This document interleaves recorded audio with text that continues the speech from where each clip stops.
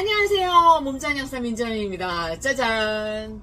우리나라가 더 잘 성장하려면 이 새싹들이 정말 건강하게 잘 커야 된다라고 생각을 하는데요. 생각보다 ADHD나 자폐인 친구들이 되게 많아요.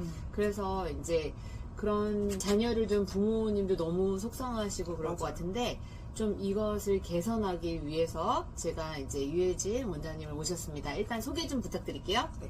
안녕하세요. 저는 마음을 밝히는 언니라는 채널을 운영하고 있는 정신과 전문의 유해진입니다.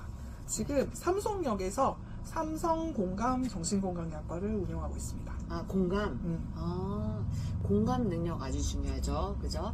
어때요? 원장님 병원에는 뭐 ADHD나 자폐 이런 친구들이 좀 오나요? 네, 많이 오죠. 많이 오고. 네. 사실 또 이제 신도시에 있는 병원이다 보니까 이제 어린 세댁들이랑 이제 뭐 어린 친구들이 많잖아요. 네. 그래서 사실은 이제 아주 어린 친구들은 좀 사실 소아 전문 뭐 대학병원으로 가는 경우가 많은데 한 중고등학교나 초등학교쯤만 돼도 저희 병원 많이 오고 하는데 진짜 많죠. ADHD 특히 요즘에. 근데 이제 조금 산만한 거랑 진짜 ADHD다. 음. 이거의 기준도 되게 모호할 것 같거든요. SNS를 하는 친구분들 같은 경우는, 그러니까 제 친구나 이제 후배들 같은 경우는 막 진짜 산만해요. 그래서 우리가 그냥 농담으로 우리는 성인 ADHD야 뭐 이렇게 얘기하는데 사실 그 말은 되게 좀 위험한 말이라고 생각은 해요. 근데 이게 산만함과 진짜 ADHD다. 이거를 구분하는 방법은 뭐예요?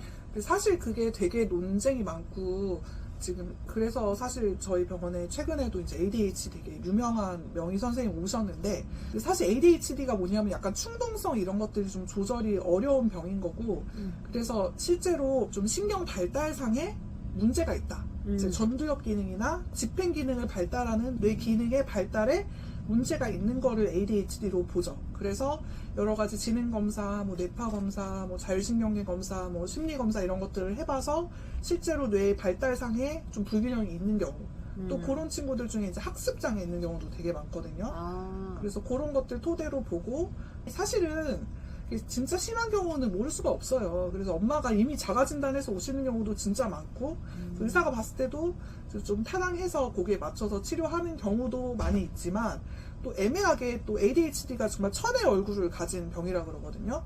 그래서 사실 자폐 ADHD 이렇게 같이 있는 경우도 있고. 네. 너무 속상할 것 같아요. 그러면 ADHD라는 거를 부모님이 알기까지는 약간 교우관계 이런 것도 문제가 좀 있나요? 네, 교우관계도 문제가 있고 좀 어렸을 때 약간 발달상에도 약간 말이 조금 느리다든지 아니면 유치원에서 적응상에 좀 어려움이 있다든지 아니면 대인관계 같은 거 할 때도 이게 결국에는 전두엽 기능에 문제가 있는 거라서 이 전두엽이 하는 기능이 뭐냐면 자기 객관화거든요. 그래서 타인의 시선에서 나를 어떻게 볼까 이게 메타인지 같은 기능을 하는데 그런 게 좀 떨어지니까 좀 나이에 맞지 않게 정신연령이 어린 행동을 한다든지 좀 자기중심적인 행동을 해서 소위 좀 못된 애 약간 왕따 당하거나 네. 그런 교우관계 문제로 왔는데 알고 보니까 걔는 남의 말 안 듣고 있는 거야. 남의 말을 들어야지 소통이 되잖아요. 맞아요. 그래서 그런 경우도 진짜 많아요. 네. 조금 전에 남편이 저랑 의사소통이 안 된다면서 답답해했는데 갑자기 미안해지는 이런 게. 네, 알겠습니다. 그러면 ADHD 치료나 뭐 이런 거 했을 때는 왜 메틸페니데이트나 그렇죠. 뭐 이런 이 공부 잘하는 약으로 사용을 하잖아요.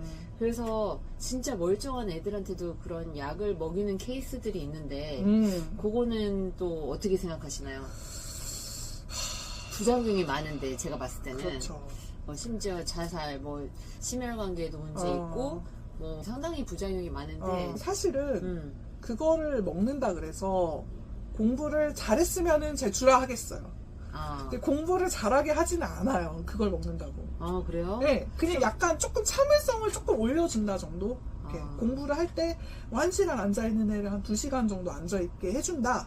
큰 거 아니에요? 근데 도움이 될 수는 있겠죠. 그렇지만 그거 한다 그래서 사실은 뭐 지능이 높아지거나 아예 기본적인 포텐셜을 막 올려주는 건 아니기 때문에 그거를 먹어서 내가 뭐 성적이 오른다 그러면은 모르겠지만 또 그렇진 않다. 그래서 그런 문제가 있지만 사실은 그거 기저에 공부에 대한 거부감이라든지 약간 정서적인 어려움이 있는 경우가 더 많거든요. 네. 그래서 그런 거를 먼저 좀 봐줘야지 그냥 공부 잘한다고 잘하라고 고약 주는 거는 아니다. 아니다.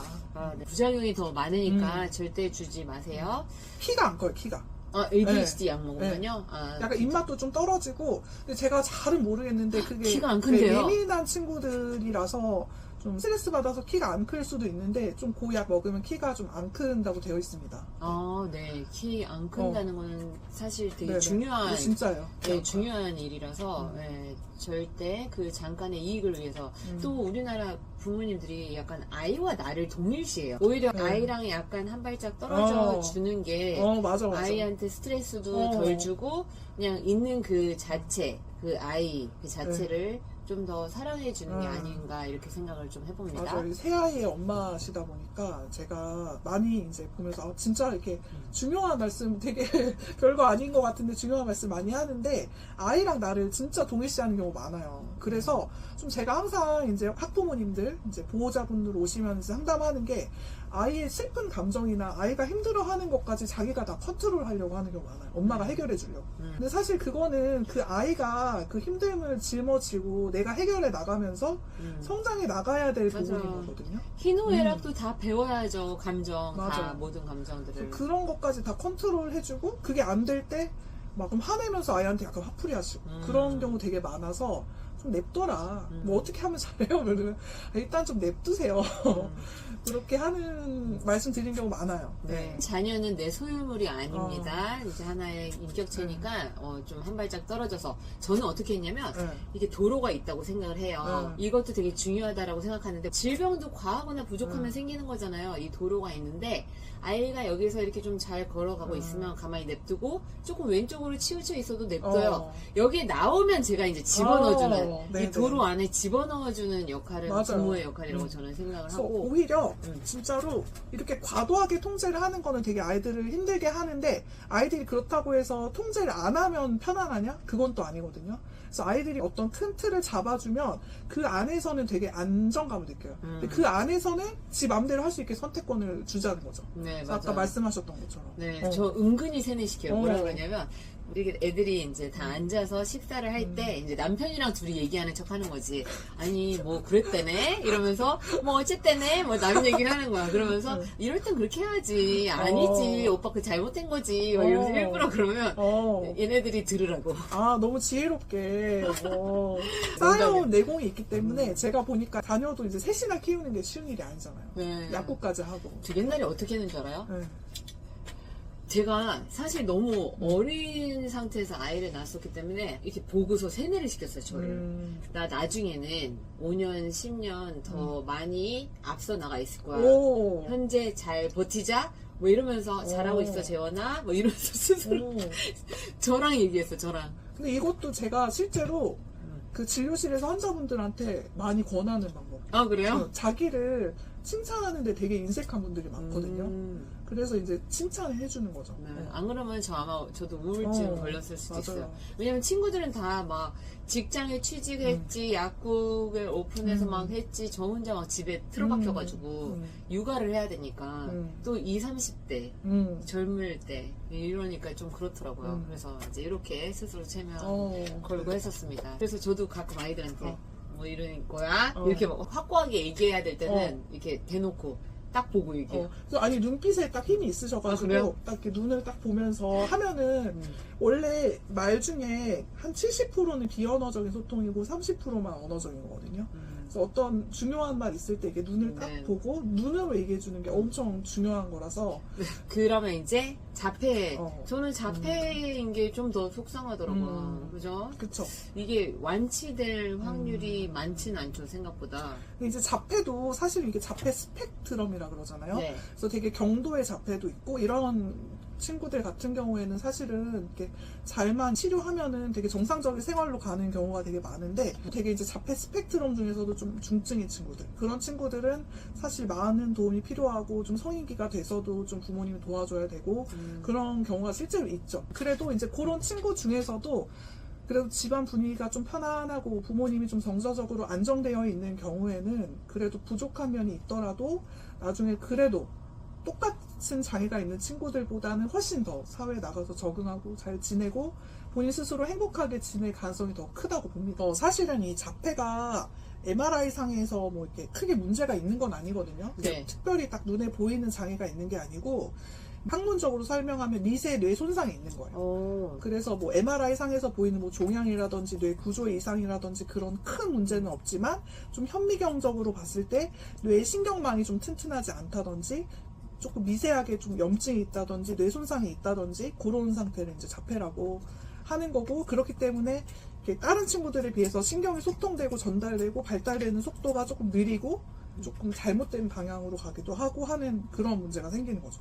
아, 그래서 ADHD나 자폐 플라즈마 로겐이 도움이 된다라는 연구 결과가 있었구나. 아, 사실 소아 염증. 희귀 질환 이런 쪽으로 연구가 많이 되고 있더라고요. 플라즈마 로겐이 황사나 이런 역할을 하다 보니까 인지질의 일종인 플라즈마 그쵸. 로겐이 도움이 된다고 하더라고요. 그러면 이제 얘도 또 ADHD와 비슷하게 뭐 사회성이 떨어져 있고 좀 발달이 늦은 건가요? 그렇죠. 네. 근데 제가 또 알기로는 또 엄청 똑똑하다라는 얘기도 들은 게 그거는 이제 있는데. 그 아이가 베이스라인하게 지능이 또 높은 자폐가 있어요. 고기능성 자폐. 아. 근데 그렇다고 해도 자폐가 결국에 핵심 증상은 뭐냐면 사회적인 소통이라든지 그런 거에 어려움이 있는 건데, 네. 그래도 좀 지능이 되게 높은 친구들은 여러 가지 학습적인 개입이라든지 뭐 사회성 치료라든지 그런 걸 통해서 사회 관계도 약간 학습적으로 좀 접근을 하게 해서 배우게 하면 조금 더 도움이 되는 거죠. 이럴 땐 이렇게 행동해야 돼 라든지 이런 식으로. 그러면 이제 자폐는 어떤 식으로 치료하세요? 자폐 같은 경우 일단은 이제 발달상의 문제가 있는 거기 때문에 이런 경우 약물 치료도 당연히 해야 되지만 뭐 감정 조절이나 그런데 어려움이 있어서 그런 거랑, 또 이제 자폐가 있는 경우에는 좀 자기가 듣기 싫어하는 자극이나 특히 또 학습적인 자극은 아이들이 이렇게 선호하는 자극은 아니잖아요. 그런 거에 대해서 귀를 닫고 이제 하는 경우가 많아서 그런 부분에 대해서 조금 주의를 집중할 수 있게 해주는 그런 집중력 치료라든지 그런 정서 조절에 대한 치료를 좀 해줘요. 좀 심한 경우에는. 그런 것들을 하면서 뭐 행동 치료적인 개입이라든지 뭐 사회성 발달이라든지 그런 이제 심리 상담적인 개입, 언어 치료라든지 그런 것들을 같이 병행하는 게 이제 정석적인 치료라고 할 수 있겠죠. 원장님 병원에 가면 그게 다 돼 있나요? 저희는 사실은 이제 그런 센터 같은 것까지 구성하기에는 너무 이제 인력이 많이 들고 하기 때문에 네. 그런 것들은 하지 않고, 그런 것들은 이제 근처 센터랑 연계해서 다니시도록 하는데, 이제 그렇게 하면서 이제 필요한 약물 치료 위주로 하고 있습니다. 그럼 주로 어떤 약물 쓰세요? ADHD 약 쓰고요. 네. 필요한 경우 이제 감정 조절 안 되는 친구들 같은 경우에는 그런 거 정서 조절하는데 도움되는 약 좀 주고. 그럼 ADHD 약이랑 자폐 약이랑 비슷한 거네요? 약간 비슷합니다. 네. 같이 겹쳐 있기도 해요. ADHD 아. 있고 자폐 있고 같이 있는 경우도 있고. 그 일론 머스크 있잖아요. 네. 일론 머스크가 자기 약간 자폐 있다 그런 얘기도 했었거든요. 약간 그분 보면 되게 천재잖아. 네. 근데 보면 사회성도 없거든요. 하는 말 보면은 조금 저런 말 해도 되나 하는 말 하는데 또 틀린 말은 아니야. 그런 말 하잖아요. 되게 같이 있는 것 같아요, 그분은. 그러면 이제 원장님 병원에서 뭐 ADHD나 자폐로 인해서 뭐 치료가 뭐 되게 잘 돼서 기억에 남는 그 학생 있나요? 사실은 다 기억에 아이. 남아요. 다 기억에 남고, 결국에는 이것도 신경 발달상의 문제니까 완치의 개념이 있다기보다는 조금 아이가 사회적으로 좀 적응을 할 때까지 이제 좀 약으로 조금 도와주면서 키워나가고 그 다음에 약간 졸업하는 그런 개념이라고 생각을 하거든요. 네.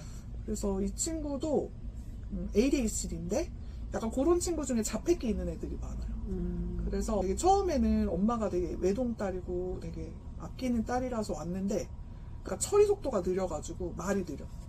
말이 느리고 이렇게 네. 가만히 있고 뭐 이렇게 상담하려고 해도 말을 걸어도 나오는 게 없고. 근데 그러다 보니까 요즘에 다 빠르잖아, 애들. 다 네. 빠르고 기다려주지 않는 사회다 보니까 악순환이야, 악순환. 네. 이렇게 소외감을 많이 느끼고 그런 것 때문에 사실은 결국 자존감에 문제가 생기는 경우가 되게 많거든요. 그러면 이제 실제 원장님 병원에도 자폐나 ADHD가 아닌데 공부 잘하는 약 타러 오시는 분들이 있나요? 근데 일단은 조금 대부분 청소년기 때 이제 저희 병원 오시는 경우에 공부 때문에만 오는 경우 사실 치료 안 해줘요. 안 해주고. 네. 근데 이제 정서적인 문제 때문에 왔는데 그런 경우에 좀 잘 파보면 그 기저에 ADHD가 있는 경우가 되게 많아요. 왜냐면은 아이가 어렸을 때부터 내가 듣고 싶은 말만 듣고 하고 싶은 것만 하고 학업적인 거에서도 하고 싶은 공부만 하고 안 하고 싶은 거 안 하고 그러다 보니까 정서적인 어려움들이 쌓이다 못해서 이렇게 터져서 오는 경우가 많거든요. 그런 경우에 줍니다. 하지만 네. 정서적으로 문제가 없다. 그런데 주지는 않죠. 네. 네. 부모 욕심이다. 그럼 안 네. 된다 이거죠. 네. 저는 차라리 이제 만약에 아이들이 공부를 좀 잘하고 싶다 했을 때는 저는 플라즈마로겐, DHA, 그러니까 그 오메가3도 이런 것들 도움이 되지만 이런 구성 또 신경 전달 물질의 원료가 되는 것들 이런 영양제는 주고 또 잠도 부족하고 에너지를 계속 내야 되기 때문에 저는 아르기닌 줬었거든요. 네네네. 필요할 때 매일 주지는 않았고요. 만약에 아침 식사를 안 하는데 너무 힘들어가지고 막 겨우 일어났어. 근데 아르기닌은 공복에 먹는 게 낫거든요. 그러면 아침 식사 대신에 아르기닌 딱 따서 자 먹고 가. 나도 엄마로서 뭔가 한 것 같고 애는 그래도 좀 힘나는 거를 줬기 때문에 저도 사실 약을 영양제를 한 20가지 먹는데 매일 다 안 먹어요. 간헐적으로 먹거든요. 이제 그런 식으로 아이의 상태를 보고서 이제 조금 이거 줬다 저거 줬다 네네네. 이렇게 합니다. 자 그러면 자폐나 ADHD 치료 기간은 어떻게 되나요? 그래서 이거 진짜 많이 물어보세요. 얼마나 해야 되냐. 대부분 좀 처음 오신 시기가 한 초등학교 한 1, 2학년 때 이제 유치원까지는 그래도 좀 유치원에서 맞춰주는 부분이 있어서 좀 크게 문제없이 가다가 초등학교 되면 이제 이때부터 선생님들 이제 피드백이 오거든요. 그래서 그때 이제 오시는 경우가 많은데 제가 말씀드리는 거는 요거는 이제 발달상의 문제고 이 약을 먹는다고 해서 바로 치료되는 것들이 아니고 아이가 해나가는 발달을 조금 더 원활하게 하게 도와주는 거라서 한 5년 정도는 생각하고 하시는 게 좋다. 5개월도 아니고 5년이라니까 좀 긴 느낌이 있긴 하는데 이제 천천히 마라톤처럼 그렇죠. 마음을 비우면서 약 먹는다고 딱 나면 참 좋겠지만 그런 개념의 치료가 아니고 네. 이 아이의 집중력의 문제를 조금 도와주면서 뭐 약을 세게 쓰자는 거 아니에요. 소량의 약을 쓰면서 좀 아이가 하기 싫어하는 활동들을 하게 좀 격려해주고 발달적인 개입을 하고 그런 것들 아이가 견딜 수 있게 도와주는 그 시간이 어느 정도는 걸린다는 거죠. 네, 알겠습니다. 부모가 이제 인내를 갖고 좀 아이가 좀 맞아요. 더 건강하게 성장할 수 있도록 도와야 되겠네요. 알겠습니다. 오늘 좋은 말씀 너무 감사드리고요. 다음 기회 또 되면 또 모실게요. 네, 또 불러주세요. 네, 감사합니다. 네, 감사합니다.